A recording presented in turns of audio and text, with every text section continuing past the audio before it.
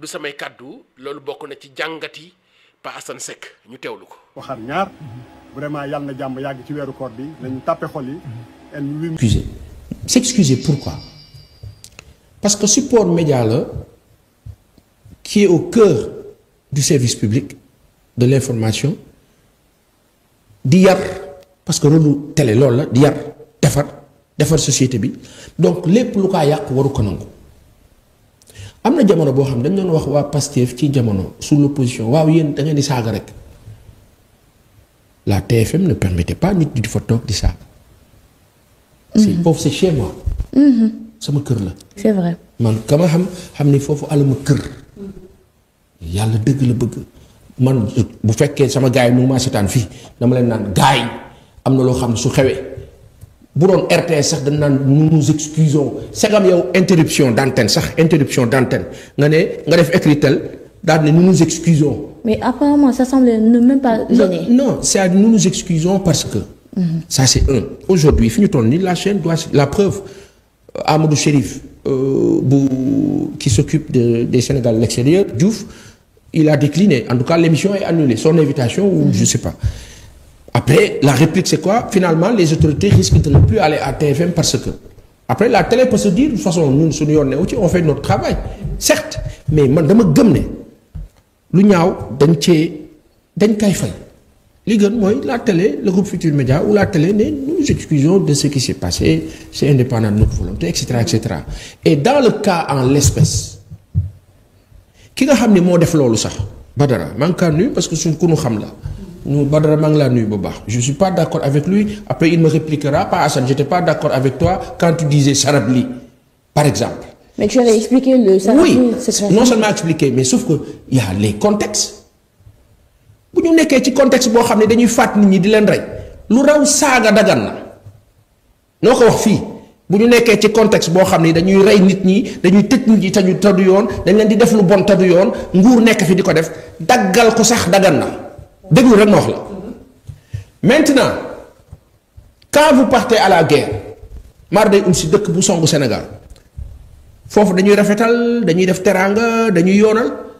Nous le peuple sénégalais était agressé sous Macky Sall looloo waraloon cette dose de frustration un Assane Diouf génn yàq ko lu mel ni xeme kenn d'accordul ci ay saaga mais jekkul mais par contre dans des situations pareilles où la population souffre où on en avait cure où on avait un régime presque ngeen baal ma qui fonctionnait en brigance comme des brigands comme de grands bandits kenn du wax kenn du ŋaang ñu jox ay nit ay armes ñu génn ci mbedd mi sawaay bul la daggalee yam ca santal yàlla. et comme on dit la foule ne réfléchit pas.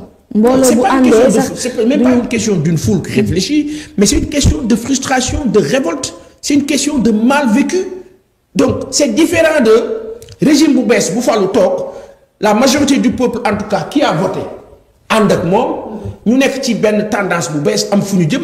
nga ne non comme yéen da ngeen ko doon def ñun tamit dañ koy def parce que c'est ça le mal et cette hypocrisie là loolu moo war a dakk léegi lu ko dakkal du question violence du question jàpp tëj du dara état au Sénégal ma waxaat ko fii mooy développer cette communication qui puisse lui permettre population yi ko dooleeloon ba fatal ko bañ a dugg ci confusion boobu bu ko defee ñiy saaga bu yàggee ñu wéet suñu wéetee bakka mais ña doon saaga ci jamono ba ñuy saaga population yi saagawul te naan saaga baaxul dañoo àndoon ak ñoom ndax bëggoon changement yàlla dafa bëgg dëgg mais aujourd'hui quand j'entends certains parler damay am impression que oui Guy Marius Sagna dafa taxaw assemblée wax lu ni mel keneen dafa taxaw wax ko ci ban contexte boo xam ni les populations ñu ngi leen doon torturer dans les services de police et autres ci moment boo xam ni kenn xamul lu dëkk bi doon nuru moment boobu ak moment bi bokkul yàlla dëgg la bëgg. Quant à Badara, tu peux pas t'asseoir avec quelqu'un comme ça. Un honorable en plus. C'est sidérant. Quel que soit nous ko expliquer. C'est sidérant. Parce que, tey, Adja, Amadou a fait preuve de... J'ai pas envie de parler d'humilité mais je dirais plus de grandeur, de hauteur bu kawe sax. te loolu la ñuy sàkku ci autorité. Amadou. man xam naa ne man matuma autorité man Baye Assane man xam naa ko ndax xam na ma ni ba bopp amuma doole. te li may gis ni amuma doole mënumaa xeex waaye moom yow doo am jàmm fi ma nekk. waaye am nga làmmiñ. xaw ma làmmiñ la xaw ma la mu doon wuy ma mënumaa xeex aw ma mënuma dara wuy ma bii mënul dara bii mënul dara bii. loolu raar na si lébu de. mënul dara xam nga wuy ma dama laa fi lu mel ni midi dama la ne xam naa ne bu doon man émission bi day yàqu. day yàqu donc Amadou mérite na nekk autorité te loolu Amadou def noonu may dégg ñenn ñi naan waaw man de fu ma toog fu ñu def loolu Sonko doo fa génn déedéet du noonu. si kon yow matoo autorité. yow boo nekkee ci bopp ba Ousmane Sonko sax ma gëm loolu man bu fa toogoon li Amadou def dana def lu ko raw ci hauteur noonu Bassirou Diomaye Diakhar ak kenn parce que xamul tax. il faut refuser d'être conduit vers le combat de comment on appelle de la vulgarité. même pas de la vulgarité mais non-sens c'est-à-dire maanaam fii dëkk bi fi mu nekk ñi nga xam ne dañ fay nekkoon di waa APR yàq réew mi ñoom ak seen ay complices xam nga lu ñu bëgg coowal law ba jaxasewaat pour que affaire bi jaxasoo pour que fii ak 2 ans nit ñi mel ni ñu nekk ci loolu ñoom dañ ñoo sonal bi ñu fi nekkee bëgguñu sonalaat bi ñu demee. et ça le régime en place daf ko refuser. gis nga xulil wuy ma wax la fii. jàppe bu bare tëj bu bare daf leen di permettre cette opportunité. xam nga qu'est-ce qu'il faut faire. qu'est-ce qu'il faut faire. nguur gi lépp lu moo réussir mu di ko wane comme il faut et dans tous les supports médias xam nga boo ko wane dans tous les supports médias ba communication bi efficiente nit ñi di naan neexul ba neexul nag wax dëgg fa yàlla ñii de bi ñu accès ba tey nanu sant suñu borom. bu boobaa bu nit jógee naan waaw ñun kii nii dañ koy xoolaat. quand on parle des licenciements on est sur les 10 mois. 11 mois de bilan quand on parle des licenciements ñu ne la waaw ñu ngi xëy di dàqee ay borom CD yi kenn ko dàq. effectivement borom CD yi kenn waru ko dàq ñi am ay CD yi kenn waru leen dàq maintenant la question c'est de savoir c'est quoi CD yi ban CD yi la nit bi yore ak ban la yoru ñu ci bëri ci ñooñu ba ñu vérifier ñun yenn info yi CD yi yoon ñu yore nguuru président Macky Sall daf leen ko signer ñii ci mois de mars bi avant ñuy dem ñii lu ko jiitu un peu et qu'est-ce qui s'est passé enregistré wuñ ko sax ca inspection du travail. ñenn ñi doon wax sax sabotage la. waaw léegi bu fekkee enregistré goñ ko kon nguurab Macky Sall lañ doon def ñoo ko tey loolu jaxase la ak ñi fi nekk tey pour que yéen bu ngeen ñëwee bu ngeen leen teggee nit ñi ne voilà dàq nañu 3000 après tu les vois ñu ñëw toog ne dañuy def conférence de presse jàkkaarloog Sénégalais yi di wax un Sénégalais naïf comme pas daan ne waa ñii tamit war nañu xoolaat seen bopp c'est cette confusion là qui pose problème. te nguur bi su ko lijjantiwul sur le plan de la com su ko jéemee lijjanti par force jàpp dóore ñàngal daf leen di jox sur le plat parce que sénégalais bëggul kuy néewal nit. boo ko defee ñaar ñett ñeent c'est nature en nous naturel xam nga lu xew wax jay bare alors qu'aujourd'hui wax bi le vrai débat c'est l'économie. c'est le développement c'est fan la ñu jëm qu'est-ce qu'on a réussi lan la Sonaged di nekk di def ci mbalit mi recyclage la super décision sur Mbëbës on n'en parle pas. Mbëbës ak la Mbëbës mel. une décision qui l'arrêterait dans le sens de transformer la chose pour que population yi seen parce que ñi dëkkee boor boobu ñëpp tuberculose. façon feebar bu ne ces choses-là on en parle noonu la jëm. mais sauf que mu waxaat ko fii c'est à l'État du Sénégal de s'arranger pour driver les débats ça et là damay dégg léeg-léeg ñu naan wooy mais la presse yéen a war a jël seen ay responsabilités def seen rôle journalisme ngeen xam ne que lu état bi def yéen a ko war a wane déedéet. et quand on les interpelle ça pour des invitations ils n'ont pas le temps. ils choisissent aussi des médias yi ñu dem toog.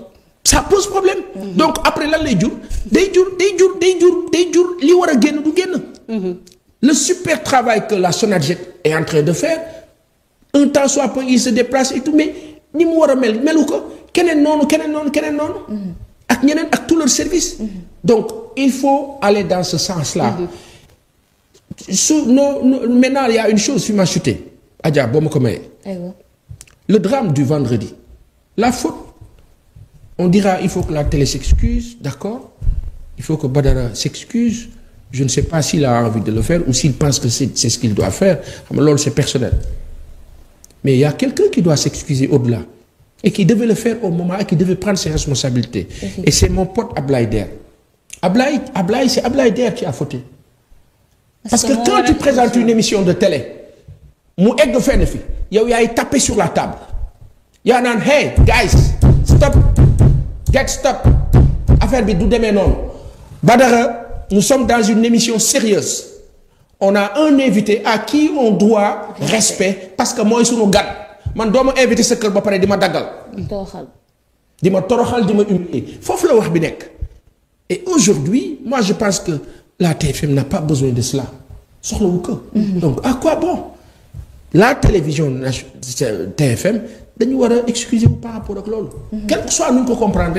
ils doivent s'excuser tey jii nii jàpp naa ne kii dàq muñ ci Sénégal nu kaa yàq lu mel ni xamee 24 heures sur 24 mu ngi tudd Youssou Ndour du mës a tontu parce que moom tontam xam lan la te foofu laa lay wax communication. liggéey lii mooy liggéey lay wane da ngeen kaa yàq lu mel ni xamee mu bàyyi ba bis jot mu génne produit bu neex àdduna bi yëpp topp ko xulil yow ma doon saaga sax nga bokk ca ñay poot yow loolu mooy communication. di ko snap foofu laay waxee ne la état au Sénégal leur réplique du defante ak tontonte.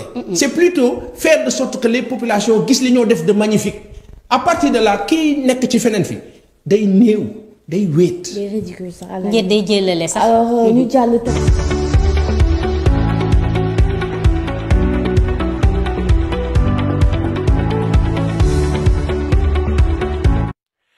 merci beaucoup mu nekkoon Pape Assane Seck très pertinent di wax li nga xamante ni man toujours bokk na ci sama cri de cœur mooy la manque de communication du nouveau gouvernement waaw seen communication des na ni ñu doon communiquer bi ñu nekkee opposant donte nag ñoo leen sant liggéey responsabilité yi bari na seen jot wàññeeku na c'est normal ñu bañ a ñàkk jot waaye war nañoo ut ay stratégie wala ñu xool naka la ñu mën a fexee ba di gën di fësal li nga xamante ni moom la ñuy def ci ay réalisation li ñu ci def te mën koo wax sànq am na lu ma leen wax léegi ci wàllu électrification bu rural maanaam àll bi yëpp am accès à l'électricité l'accès à l'eau potable ci gox yi fasantikoo ci benn projet bu 30 mois plus de 85 wala tolloo 85 forages yu nga xamante ni dañ koy taxawal ak lu jëm ci ay château d'eau yu ni mel loolu daanaka doo dégg ñu koy wax ci place publique bi li nga xamante ni moom la ñuy réaliser ci wàllu Sonaged ci wàllu la gestion des ordures loolu yëpp itam nekk lu ñu war a mën a wax mais duñ ko wax toujours di nekk ci yeneen affaire yu nga xamante ni nii pour man baax na pour nga xam ne que da ngaa nekk Sénégal di jàkkaarloog ñu nga xamante ni ay bandi lañ ay bandi. waaw te band bi fi nekkoon démb xam naka la ñuy xeexee dina fexe pour di la tegal ay ndëgg sërëx yoo xamante ni toujours ci détail ngay nekk ba fàtte farata ja ba tax na suba pour que nit ñi ña la gëmoon te woteel la mën a pare pour di gis la ngay def day xaw a jafe c'est parce que dañ lay fab bi loolu la kajoor yi di wax fab bi maanaam dañuy attirer dañuy dindi sa attention ca farata ja indi la ci détail pour que yow nga tardé waaw tardé naa damay fexe góorgóorlu pour yow tam nga tardé comme li ñuy wax naan picc mu lakk ci genn day bëgg morom kon donc baax na pour que le nouveau régime le nouveau gouvernement gën a pare pour di def communication di fësal la nga xamante ne nii moom la ñuy def ba tey di wéy di ànd ak yéen a ngi seen chaîne Promo Média seen émission jàngat ci kaw jàngat di leen di demandé ngeen di joxe seen xalaat di leen demandé aussi ngeen di def seen i commentaire di leen di demandé ngeen di partager la vidéo pour mën a permettre ñeneen tam di joxe seen jàngat waaye tam di leen di demandé ngeen def seen ay commentaire ba tey